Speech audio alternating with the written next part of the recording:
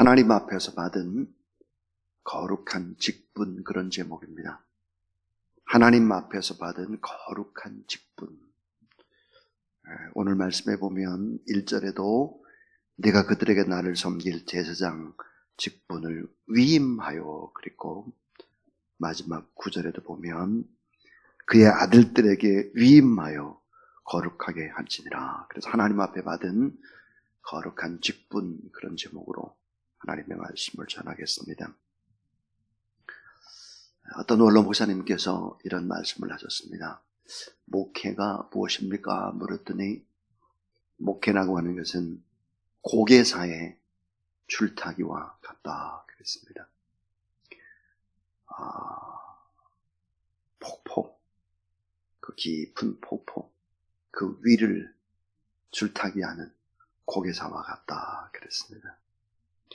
목회가 그만큼 어렵다 그 말이죠.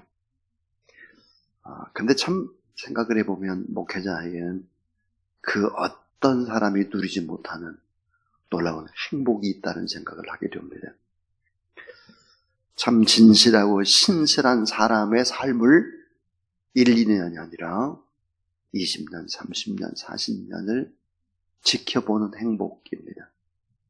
어제는 우리 이정남 목사님, 이정남 선교사님의 아들 윤정식 목사님이 교회를 개척했습니다. 그래서 창립 예배에 갔다 왔는데요. 저는 이정남 목사님이 저희 교회에 전도사님 시절부터 있었습니다. 전도사님으로 또 목사님으로 안수를 쉽게 받을 수도 있는데도 불구하고 계속해서 미루시는 거예요. 왜 그렇습니까? 그랬더니 남편이 장로님으로 먼저 기름 부음을 받은 다음에 저는 좀 목사가 되고 싶습니다. 그래서 몇 년을 뒤로 미루었습니다. 결국은 남편이 장로님이 되셨죠. 그 뒤로 목사 안수를 받고 또 중국 선교를 위해서 온 힘을 다했습니다. 그 남편 되시는 윤건순 장로님은 제가 선교지에 가면 늘 저를 수행을 했고 또 연세가 저보다 한 10살 정도 많은 분인데 저를 잘 섬겨주시는 그런 분이셨습니다. 어렵사리 사업을 일으켰지만 그 사업을 가지고 온통 선교하는 일에 다 쓰셨습니다. 터키에 방송국을 세운다든지 중국의 많은 일들을 홀로 감당을 했죠. 그 아들이 바로 이제 윤정식 목사님입니다. 윤 목사님이 신학대학원에 이제 입학을 하려고 할 때 제가 이제 추천서를 써주었습니다. 결혼식 때는 또 제가 기도를 했죠. 근데 그런 분이 이제 이 어려운 시국에 교회를 창립하는 것입니다. 가보니까 1,000만 원에 월 60만 원짜리 지하실입니다. 그 이 지하실에서 1,000만 원에 60만 원씩 내고 어떻게 교회를 할 수 있을까? 바로 그의 위에는 엄청나게 큰 응앙감리교회가 있었고, 그 밑으로 보니까 정산제일교회가 있었고 그렇습니다. 그 속에서 어떻게 목회를 할 수 있을까? 근데 저는 한 가지 확신이 있었습니다. 엄마 아빠가 그 곁에서 보여준 아름다운 신앙 때문에 결국은 중국 선교도 저렇게 엄청나게 잘하는 분인데 우리 윤정식 목사님도 잘 할 수 있겠구나, 그런 확신이 있어서 너무너무 기뻤습니다. 자, 이렇게 사람들을 곁에서 지켜볼 수 있는 것은 목회자가 가진 놀라운 특권이고 행복입니다. 또 존경하는 그런 목회자나 선교사님이 멀리 있지 않고 가까이 있다는 것입니다. 이게 얼마나 큰 행복인지 모르겠습니다. 자, 오늘은 하나님 앞에서 받은 거룩한 직분에 관한 얘기입니다. 하나님 앞에 직분을 받고 모든 것들을 다 바치고 거룩하게 그 자녀의 대를 이어서 자녀들도 또 그 길을 걸어간다고 하는 것은 행복 중에 최고의 행복인 것이죠. 자, 오늘 저는 세 가지 얘기를 하려고 합니다. 오늘 이제 거룩한 직분, 제사장의 직분을 받는 얘기이기 때문에, 자, 제사장의 자격이 무엇일까 하는 얘기와 제사장이 하는 일이 무엇일까, 제사장의 위임식은 어떻게 진행될까, 이런 크게 세 가지입니다. 첫 번째는 제사장의 자격입니다. 하나님의 일을 구별해서 위임받은 제사장은 어떤 사람일까? 조건이 있었습니다. 성경에 보니까 그 조건이 뭘까? 아론의 후손이 돼야 한다. 아론의 후손. 다시 말하면 하나님의 생명을 받은 제사장의 씨를 가진 거룩한 씨앗이 떨어진 그런 아론의 후손이 돼야 한다 하는 것이고요. 또 하나는 훈련을 받아야 되는데, 민수기 8장 24절에 보니까 이 제사장이 되려면 훈련을 몇 살부터 받았는가? 25살입니다.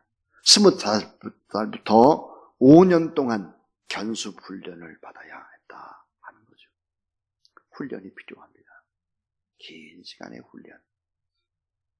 또 하나는 성숙함이 있어야 한다 하는 것입니다. 성숙함이. 자, 30세가 되어야 했다. 이 성숙함, 뭘 얘기할까? 자기를 부인할 수 있고, 육신의 정욕과 안목의 정욕과 이생의 자랑, 세속적인 것을 거절할 준비가 되어야 했고, 하나님과 사람을 섬길 예수 그리스도의 생명으로 정말 성숙한가라고 하는 것입니다. 그의 제사장은 결격 사유가 없어야 되는데, 무엇이 결격 사유일까? 성경은 이런 얘기를 하고 있죠.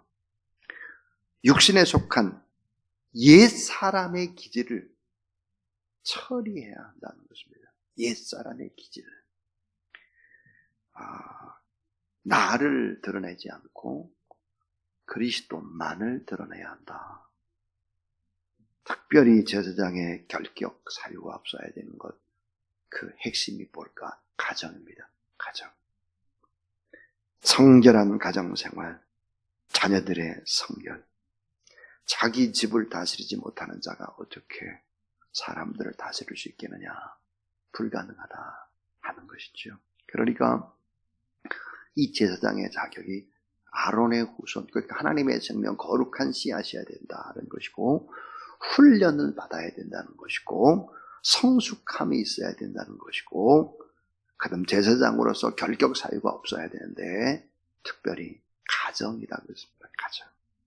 가정을 잘 다스리고 육신의 옛사람의 기질을 꺾어버리고 예수 그리스도만을, 하나님의 영광만을 드러내는 사람이 바로 제사장의 자격을 가진 사람이다 그랬습니다. 참 어려운 일이죠. 이런 일이. 그것도 일평생 이렇게 살아간다는 것이 어려운 일인데, 그러나 참 행복한 일이기도 하죠. 두 번째, 제사장이 하는 일은 뭘까 하는 거예요. 여러분, 제사장이 하는 일, 크게 제사장이 하는 일을 세 가지 정도로 나열할 수 있을 것 같아요. 자세히 하면 10가지도 넘지만 그 하나가 뭘까 하는 거예요. 그것은 죄의 문제를 해결하기 위해서 예배 드리는 일입니다. 제사 드리는 일이죠.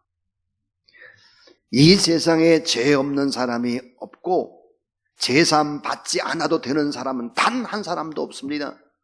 모든 사람이 죄를 범하였으며 하나님의 영광이 이루지 못하더니 그랬어요.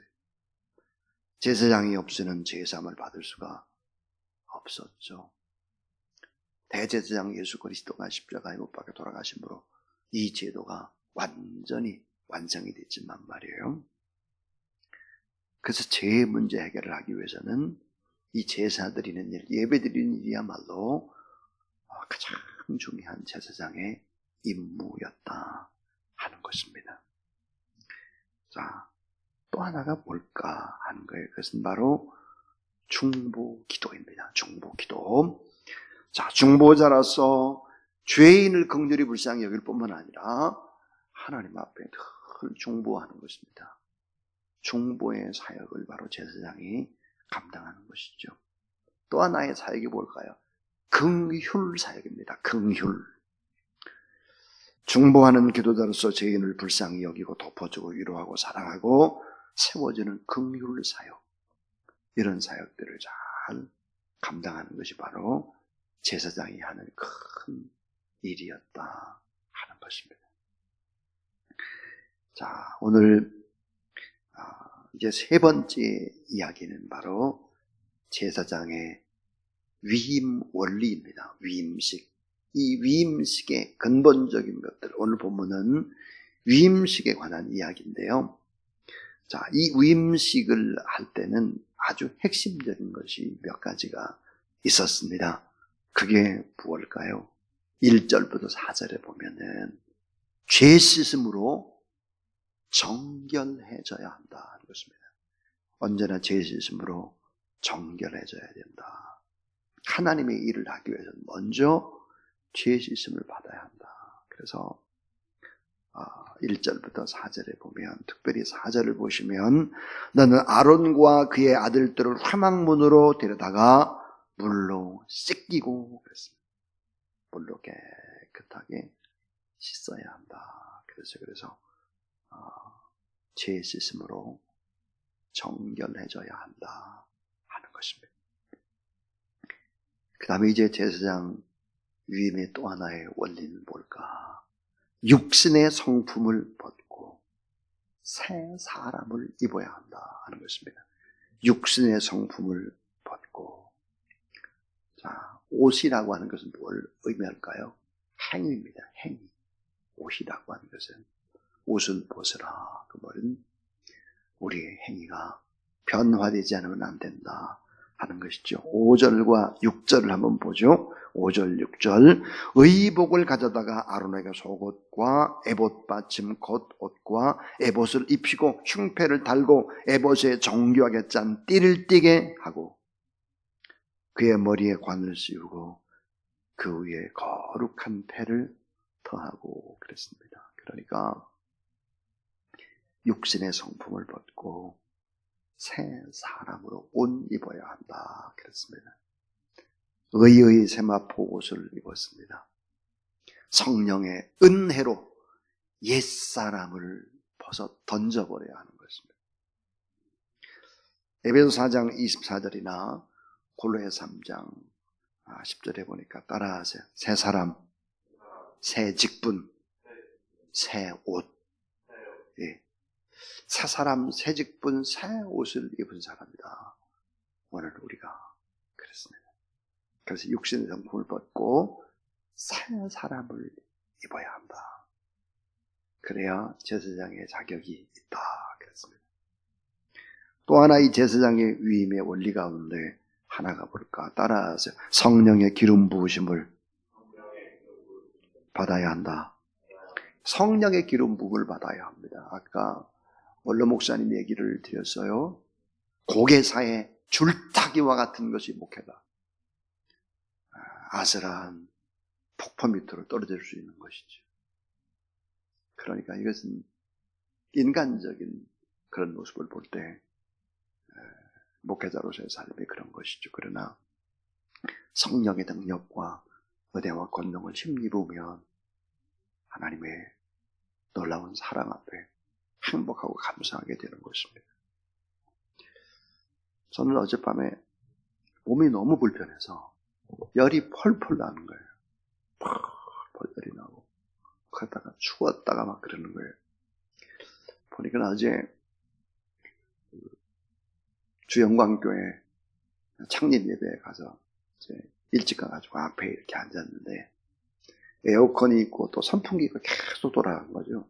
계속. 그 지하실이라는 게 습하잖아요.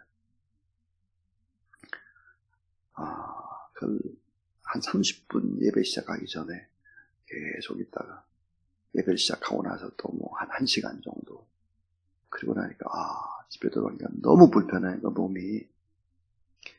그러면서 하나님 앞에 또 기도하고 그러면서 돌아보았습니다. 목회라고 하는 길을 돌아보면서 참 행복했습니다. 너무너무 행복했어요.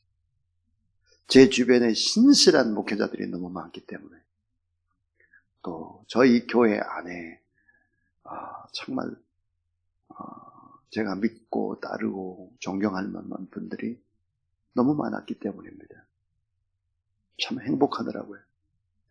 내 힘으로 일을 할 수 있는 것이 아니라 성령의 기름 부음으로, 성령의 능력으로, 그 하나님의 은혜로 돌아보면 온통 다 축복이고 감사합니다. 자, 오늘 7절 말씀을 한번 보시죠. 7절, 8절, 2절 같이 읽습니다. 시작. 관유를 가져다가 그의 머리에 부어 바르고 그의 아들들을 데려다가 그들에게 속옷을 입히고, 여러분, 이 관유라고 하는 것은 단순한 기름이 아닙니다. 여러 가지 귀한 것을 가지고 섞어서 만든 것이죠. 나중에 이제 관유에 관한 설명을 드리겠지만, 그래서 이 관유라고 하는 것은 바로 성령의 기름 부으심을 의미하는 것입니다. 하나님의 일을 위해서는 성령의 권능을 받지 않으면 안 된다. 유한한 인간의 힘과 능력으로는 하나님의 일을 할 수가 없다. 그래서 성령의 능력을 늘 사모하고 하나님께 주시는 그 거룩한 은혜 속에서 우리가 살아가지 않으면 안 된다 하는 것입니다. 특별히 만든, 특별히 중요한 그 기름이 바로 관유였다 하는 것입니다. 그래서 성령의 기름 부음을 받아야 하는 것이다. 육신의 성품을 벗고 날마다 새 사람으로 예수 그리스도로 옷 입지 않으면 안 된다. 죄 씻음으로 늘 정결해져야 한다 하는 것입니다. 오늘 세 가지 얘기를 했습니다. 제사장의 자격에 관한 얘기였습니다. 또 하나는 제사장이 하는 중요한 일, 세 가지 얘기를 했습니다. 그리고 제사장은 하나님 앞에 거룩한 직분을 맡는 사람인데, 그 제사장에 위임할 때는 이런 세 가지의 원리들이 숨겨져 있다 하는 이야기입니다. 내일 새벽에 오시면 좀 더 자세하게 이제 내일과 모레 하나님의 말씀이 이어지게 될 것입니다. 오늘 우리는 누굴까? 우리는 다 제사장들입니다. 이게 꼭 목회자들에 관한 이야기만은 아니다 하는 거죠. 예수 그리스도 십자가에 못 박혀 돌아가신 후에 우리가 다 만인 제사장들입니다. 하나님 앞에 우리의 삶을 돌아보고 오늘 또 꼭 세 가지 일을 하시면 참 좋겠습니다. 제 문제 해결을 위해서 하나님 앞에 늘 예배드리고, 또 중보 기도하고, 또 화목케 하는 직분을 잘 감당하고 긍휼 사역을 행하는 그런 여러분 되기를 바라고, 여러분 때문에 주변의 사람들이 참 난 인생이 너무 행복하다, 저분이 내 곁에 있어도 너무 좋다, 이런 행복한 은혜가 넘치게 되기를 주의 이름으로 축복합니다.